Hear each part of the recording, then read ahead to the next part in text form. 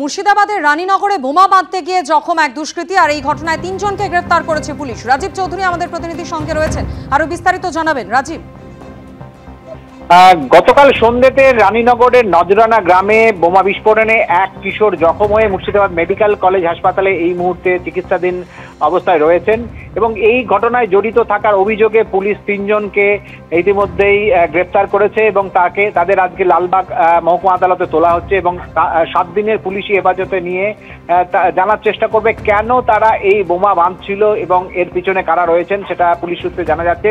তাদের হেফাজতে নিয়ে জানার চেষ্টা করবে পুলিশ। ধন্যবাদ রাজীব।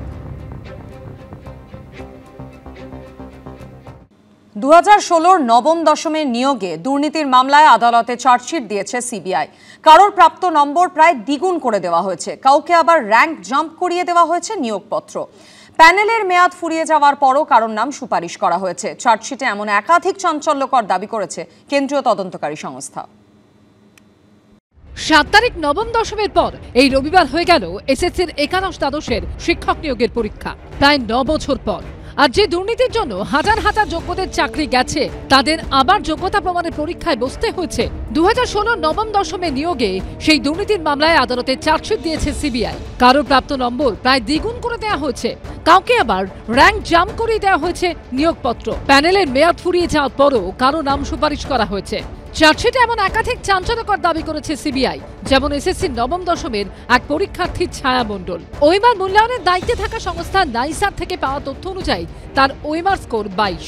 স্কুল সার্ভিস কমিশনের নথিতেও একই তথ্যের উল্লেখ। সিবিআই এর চার্জশিটে দাবি করা হয়েছে পার্সোনালিটি টেস্ট ছাড়াই ছায়া মণ্ডল নামে ওই চাকরি প্রার্থীর কাছে পৌঁছে গেছিল রেকমেন্ডেশন লেটার। চার্জশিটে আরও দাবি, জিজ্ঞাসাবাদে ছায়া মণ্ডল জানিয়েছেন তার স্বামী সৌমিত্র ঘোষ নামে একজনের কথা জানতে পারেন, যিনি 10.5 লক্ষ টাকার বিনিময়ে স্কুল শিক্ষিকার চাকরি পাইয়ে দিতে পারেন। সেই মতো মধ্যশিক্ষা পর্ষদের তরফে অ্যাপয়েন্টমেন্ট লেটার আসার পরই সৌমিত্র ঘোষকে নগদ 9.5 লক্ষ টাকা দেন চাকরি প্রার্থী। কিন্তু তা সত্ত্বেও তিনি স্কুলের কাজে যোগ দিতে পারেননি বলে অভিযোগ। শুধু তাই নয়, ওই 9.5 লাখ টাকাও ফেরত পাননি বলে দাবি অভিযোগকারীদের। এমনই আরেক চাকরি প্রার্থী মৌ কর্মকার।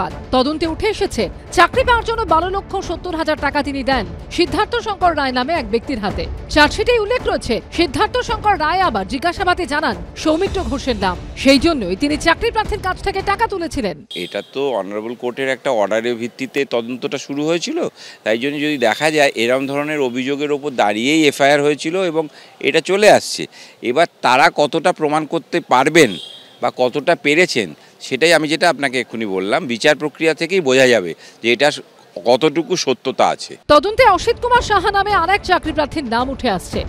সিবিআই এর চার্জশিটে দাবি করা হয়েছে প্যানেলের মেয়াদ ফুরিয়ে যাওয়ার পরও যার নামে নিয়োগপত্র ইস্যু হয়েছিল, স্কুল সার্ভিস কমিশন যে দাগিদের তালিকা প্রকাশ করেছে সেখানেও নাম রয়েছে তার। চার্জশিটে সিবিআই দাবি করেছে নাইসা থেকে পাওয়া তথ্য অনুযায়ী তার ওএমআর স্কোর 31। ডাব্লিউবিসি এসএসসির নথিতেও সেই তথ্যই রয়েছে। পার্সোনালিটি টেস্টও দেননি তিনি, কিন্তু তার নামে সুপারিশপত্র ইস্যু হয়। সিবিআই এর চার্জশিটে উল্লেখ, অসিত কুমার সাহা দাবি করেছেন তিনিও সৌমিত্র ঘোষ নামে ব্যক্তিকে 10 লক্ষ টাকা দিয়েছিলেন, নবম দশমে চাকরি করিয়ে দেওয়ার আশ্বাস দেন। তদন্তে উঠে এসেছে সৌমিত্র ঘোষের বাড়ি থেকে পাওয়া খাতায় লেখা ছিল অসিত কুমার সাহার নাম, আর নামের পাশে সংখ্যায় লেখা ছিল 10। এই যে বেআইনিভাবে চাকরি বিক্রি করা হয়েছিল এবং যারা চাকরি পেয়েছে তাদের অ্যাপয়েন্টমেন্ট লেটার জমা দিয়েছে চার্জশিটের সঙ্গে, যে এই হলো অ্যাপয়েন্টমেন্ট লেটার, এই হলো তাদের মার্কস এবং কীভাবে ম্যানিপুলেট করা হলো প্রমাণ করতে পারলে খুবই ভালো। একটা চেইন যেটা তৈরি করেছে ওরা, সেই চেনটার শেষ চেন হচ্ছে এটা। কিন্তু কতটুকু কোর্ট অফ লয়ে প্রমাণ হবে, ল অফ দ্য ল্যান্ডের একটা জিনিস, আমাকে যাই বলো না কেন তোমাকে কিন্তু প্রমাণ করতে হবে কোর্ট অফ লতে যে এটা এই বলেছিল। এটা যদি প্রমাণ করতে পারে একটা বিশাল ব্যাপার হবে। এমনই আরো এক চাকরি প্রার্থীর নাম সিবিআই এর চার্জশিটে রয়েছে, বিশ্বজিৎ রায়। নাইসা থেকে পাওয়া তথ্য অনুযায়ী তার ওএমআর স্কোর 31, অথচ যেটা বাড়িয়ে করে দেওয়া হয়েছিল 53। তদন্ত করে চার্জশিট দিয়েছে, তারা প্রমাণ দিয়েছেন। যারা ডিফেন্সে দাঁড়িয়েছিল পুরো সিস্টেমটাকে আটকে রাখবার জন্য, তারা কোথায়?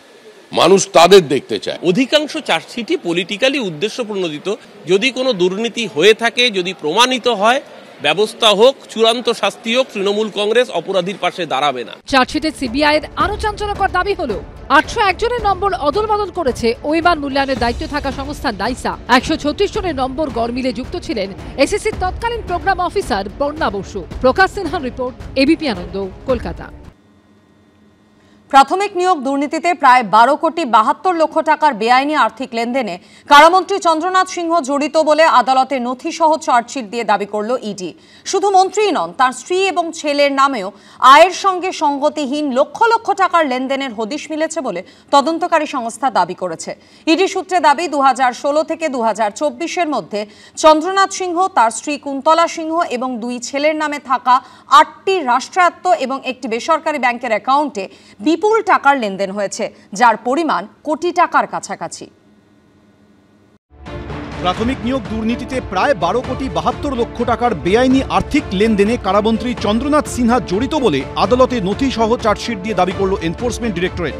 শুধু মন্ত্রী নন, তার স্ত্রী ও ছেলের নামেও আয়ের সঙ্গে সঙ্গতিহীন লক্ষ লক্ষ টাকার লেনদেনের হদিশ মিলেছে বলে তদন্তকারী সংস্থার দাবি। সম্প্রতি প্রাথমিক নিয়োগ দুর্নীতি মামলায় বিচার ভবনে ইডির বিশেষ আদালতে চন্দ্রনাথ সিনহাকে অভিযুক্ত দায়ের করে ষষ্ঠ সাপ্লিমেন্টারি চার্জশিট জমা দিয়েছে ইডি। ওই মামলায় চন্দ্রনাথ 55তম অভিযুক্ত বলে চার্জশিটে উল্লেখ করা হয়েছে।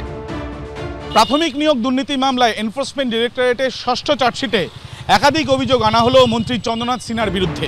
চার্জশিটের 38 নম্বর পাতার 11 নম্বর পয়েন্টে লেখা হয়েছে, চন্দ্রনাথ ও তার স্ত্রী কুন্তলা সিনহার নামে থাকা ইন্ডিয়ান ব্যাংকের যৌথ অ্যাকাউন্টে 2016-র 18ই জানুয়ারি থেকে 2019-এর 18ই নভেম্বরের মধ্যে 1 কোটি 18 লক্ষ নগদ জমা পড়েছে। সেই অ্যাকাউন্টে জমা নগদের উৎস জানাতে বলা হয়েছিল। উত্তরে তিনি জানান, এই নগদ টাকা তার এলাকায় সম্পত্তি লেনদেনের কমিশন বা দালালি থেকে আয়, কিন্তু তিনি তার আয়কর রিটার্নে সম্পত্তি লেনদেনের জন্য পাওয়া কমিশন বা ব্রোকারেজ থেকে এই আয় বলে উল্লেখ করেননি। যারা একটু বোকাশোকা মানুষ তারা নিজের অ্যাকাউন্টেই লেনদেনটা করে ফেলেছে, আর যারা বাইরে রেখে সব কাজ করে বেরিয়ে গেছে তারা এখন এদের দেখে মজা নিচ্ছে।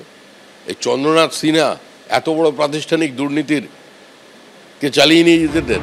চার্জশিটে ইডি আরও দাবি করেছে, নিয়োগ দুর্নীতিতে জড়িত 2 অভিযুক্ত কুন্তল ঘোষ ও তাপস মণ্ডল লিখিত বয়ানে জানান, চন্দ্রনাথ সিনহা অযোগ্য প্রার্থীদের নামের তালিকা তাদের কাছে পাঠিয়েছিলেন। ইডির দাবি, তাপস মণ্ডল বেসরকারি বিএড ও ডিএলএড কলেজ সংগঠনের সভাপতি ছিলেন। চন্দ্রনাথ রাজ্যের মৎস্যমন্ত্রী থাকাকালীন ওই সংগঠনের অনুষ্ঠানে যেতেন। চার্জশিটে ইডির তরফে দাবি করা হয়েছে, 159 জন অযোগ্য প্রার্থীর নামের একটি তালিকা এই মামলায় অন্যতম অভিযুক্ত কুন্তল ঘোষের নিউ টাউনের ফ্ল্যাট থেকে উদ্ধার হয়েছিল। ইডি সূত্রে দাবি, চন্দ্রনাথ সিনহা ওই 159 জন চাকরি প্রার্থীর কাছ থেকে 8 থেকে 10 লক্ষ টাকা নিয়েছিলেন। 2016 থেকে 2024-এর মধ্যে চন্দ্রনাথ সিনহা, তার স্ত্রী কুন্তলা সিনহা ও 2 ছেলের নামে থাকা 8টি রাষ্ট্রায়ত্ত এবং একটি বেসরকারি ব্যাংকের অ্যাকাউন্টে বিপুল টাকার লেনদেন হয়েছে, যার পরিমাণ কোটি টাকার কাছাকাছি। শিক্ষা নিয়োগ দুর্নীতি মামলায় গত বছর 22শে মার্চ চন্দ্রনাথ সিনহার বাড়িতে তল্লাশি চালায় ইডি।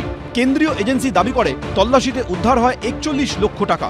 এই টাকা নিয়ে কোনো সদুত্তর মেলেনি বলেও চার্জশিটে ইডি সূত্রে দাবি করা হয়েছে। যদি সেটাই হয়ে থাকে তাহলে কদিন আগেই তিনি অ্যান্টিসিপেটরি বেল পেলেন, এই এজেন্সির কোর্টেই বেলটা পেলেন, তাহলে সেদিনকে কেন বেলের বিরোধিতা করলেন না?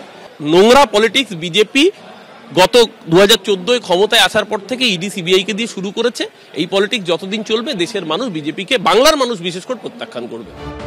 6 সেপ্টেম্বর ইডির বিশেষ আদালতে আত্মসমর্পণ করে অন্তর্বর্তী জামিন পান কারামন্ত্রী চন্দ্রনাথ সিনহা। মঙ্গলবার এই মামলার পরবর্তী শুনানি রয়েছে। আবির দত্ত, দীপক ঘোষ, অনির্বাণ বিশ্বাস, এবিপি আনন্দ।